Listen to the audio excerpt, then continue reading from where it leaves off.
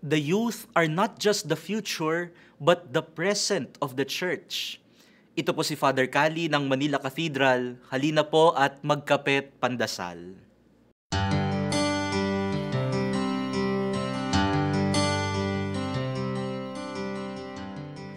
Bilang pagdiriwang ng Year of the Youth o Taon ng Mga Kabataan ngayong 2019, nagtipon ng iba't ibang mga grupo ng kabataan ng simbahan sa Pilipinas at sila ay nakagawa ng isang liham, an open letter of the Filipino youth to the Catholic Church in the Philippines.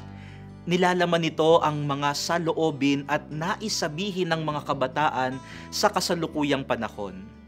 Natawag ang pansin ko sa isang pahayag nila. Ang sabi doon, "We do not see ourselves as the future, but as the present of the church, the world, and of society."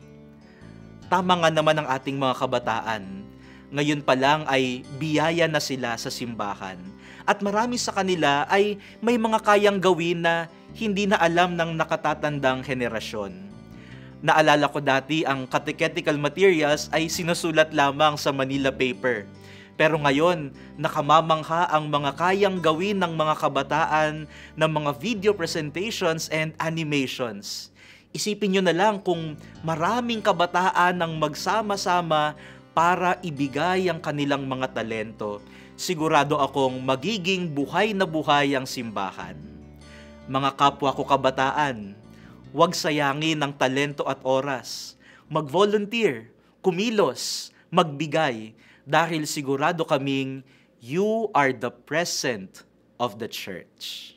Amen.